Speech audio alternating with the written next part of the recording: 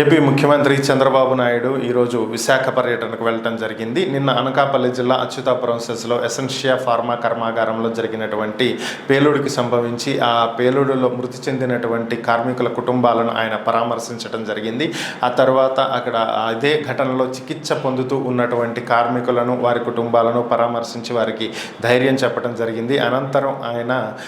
Pharma కర్మాగారానికి helicopter ద్వారా చేరుకోవటం, అక్కడ ఉన్నటువంటి పరిస్థితులను అధికారులను అడిగి తెలుసుకుంటూ ఉన్నట్లుగా మనకి ప్రస్తుతం ఉన్నటువంటి సమాచారం. అయితే టీడీపీ దీనికి సంబంధించి తమ అధికార ట్విట్టర్ ఖాతాలో పోస్ట్ చేయడం జరిగింది. ఎక్స్ ఖాతాలో వాళ్ళు చేసినటువంటి ఒక పోస్ట్ ఈ విధంగా ఉంది. ఈ ప్రమాదానికి కారణం జగన్మోహన్ రెడ్డేనని,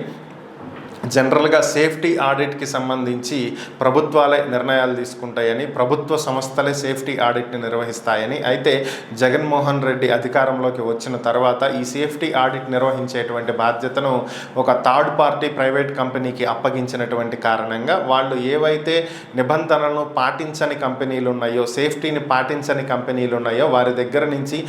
డబ్బులు దండుకోవటమే లక్ష్యంగా పనిచేశాయి తప్ప ఎప్పుడూ కూడా దీనికి సంబంధించి ఇంతవరకు చర్యలు చేపట్టినటువంటి దాఖలాలే లేవని, ఎక్కడా కూడా ఇలా సేఫ్టీకి సంబంధించి వారు రైడ్లు చేయటం కానీ, కంపెనీల మీద యాక్షన్ తీసుకోవటం కానీ చేయలేదని, ఇలాంటి కారణాల వల్లే ఎల్జీ పాలిమర్స్లో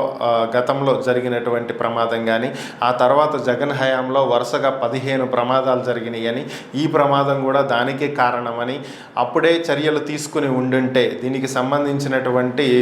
సేఫ్టీ ఆడిట్ సక్రమంగా జరిగి ఉంటే ఈరోజు ఈ పరిస్థితి వచ్చేది కాదని, ఈ పాపం మొత్తం జగన్దే అని చెప్పి ఒక ట్వీట్ చేయడం